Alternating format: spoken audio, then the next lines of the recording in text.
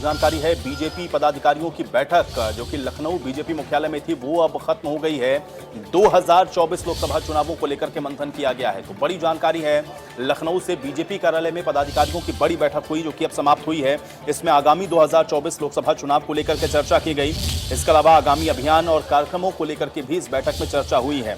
जिन booth पर BJP हारी है वहां पर कार्यक्रम किए जाएंगे। इस बैठक के अंदर इस पर निर्णय लिया गया। इसके अलावा एमएलए को 25 बूथ, एमपी को 100 बूथ पर जाने के लिए कहा गया है। बैठक में प्रदेश के पदाधिकारी, मोर्चा अध्यक्ष, इन सब की मौजूदगी रही है। इसके अलावा जिला प्रभारी, जिला अध्यक्ष भी मीटिंग में शामिल हुए हैं। तो बूथ लेवल पे लाभार्थियों की सूची को भी तैयार करने के लिए कहा गया है।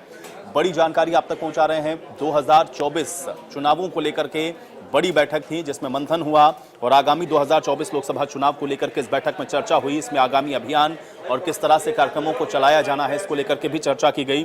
बूथ सशक्तिकरण के तीसरे चरण को लेकर के चर्चा हुई और जिन बूथ पे बीजेपी हारी है वहां पर कार्यक्रम किस तरह से किए जाएं इसको लेकर के भी इस बैठक के अंदर निर्णय लिया गया है। अहम बात यह है कि जिन बूथ पर बीजेपी हारी है वहां पर कार्यक्रम किए जाएंगे और इसके अलावा एमएलए को 25 बूथ और एमपी को 100 बूथ पर जाने के लिए कहा गया है। तो बेहद महत्वपूर्ण बैठक थी जो कि अभी समाप्त हो चुकी है, लेकिन बैठक के अंदर कई ऐसे बड़े विषय रहे जिनको लेकर के चर्चा हुई है और इसी पर बातचीत करते हैं। नरेंद्र हमारे साथ जुड़े हुए हैं। नरेंद्र, बीजेपी की बड़ी बैठक थी, पदाधिकारियों को बुलाया गया और कुछ ऐसे अहम फैसले हैं जो इस बैठक के अंदर लिए गए। क्या जानकारी है और कितनी महत्वपूर्ण इस बीजेपी की बैठक को आप देख पा रहे हैं?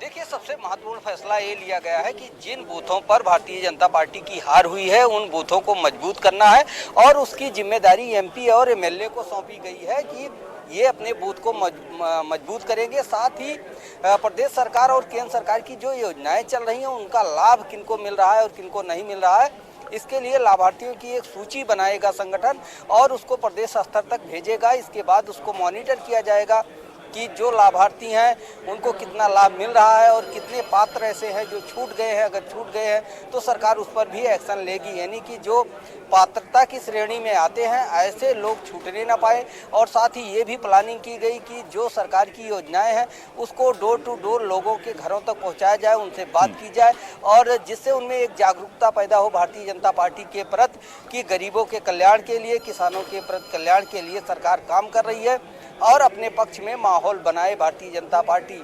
क्योंकि बैठक में मुख्यमंत्री योगी आदित्यनाथ भी शामिल हुए थे, डिप्टी सीएम भी शामिल हुए थे। तो कहीं ना कहीं दोनों सरकार और संगठन के बीच कोऑर्डिनेशन बनाने का भी प्रयास किया गया कि आप लोग बूथ स्तर पर लोगों के घरों तक पहुंचिए और इन सारी चीज़ों का सर्वे कीजिए और देखिए कि आखिर बीजेपी वहां पर हारी क्यों है। साथ ही 2024 का एक बड़ा लक्ष्य लेके भारतीय जनता पार्टी चल रही है और पिछले चुनाव से ज़्यादा सीटें जीतने के प्रयास में है। इसको लेकर मंथन किया गया। तो साफ तौर पर बूथों को पहले चरण में मजबूत करने का पहला मुद्दा रहा है। दूसरा ये रहा है कि जहां पर हारी है भारतीय जनता पार्टी वहां पर भी पूरा संगठन जोर देगा और इन सारे तथ्यों को चिन्हित करेगा कि आखिर भारतीय जनता पार्टी की हार क्यों हुई है। इन सारे मुद्दों को लेकर भारतीय जनता पार्टी चाहती है कि जल्द से जल्द काम कर लिया जाए। लेकिन नरेंद्र ये बताएं कि इसमें अलग रणनीति क्या बनाई गई है, क्योंकि हम लोग इसके पहले भी नरेंद्र देखते रहे कि भारतीय जनता पार्टी भी इसके पहले भी जब चुनाव था तो मेरा बूथ सबसे मजबूत, इस तरह के संकल्प को लेकर के आगे बढ़ी थी। अब जिन बूथ पर हारी है वहां पर यह है कि विशेष फोकस देने की बात यहां पर कही जा रही है, लेकिन नई रणनीति या नई स्ट्रेटेजी इसमें आपको क्या नजर आ रही है और कैसे उन बूथ को और मजबूत या सशक्त कर पाएगी भारतीय जनता पार्टी, उसको लेकर के क्या कुछ यहाँ पे प्लानिंग या निर्देश दिया गया है? थोड़ा सा इसको भी अपडेट करें।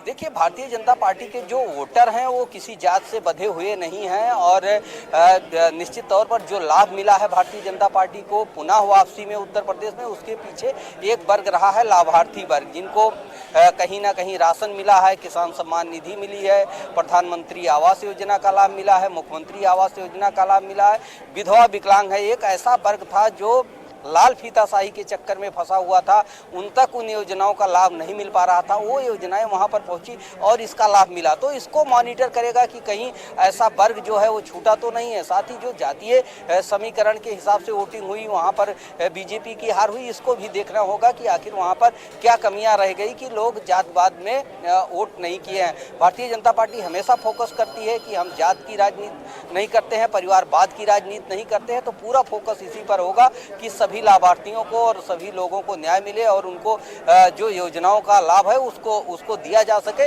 जिससे क्षेत्र में और उस इलाके में जहां पर हार हुई है वहां पर भी लोग समझे कि भारतीय जनता पार्टी मजबूत है और उनके लिए काम की है। कहीं ना कहीं सरकार की उपलब्धियों और चलिए, कार्यों बहुत को शुक्रिया बताने का नरेंद्र इस बातचीत और जानकारी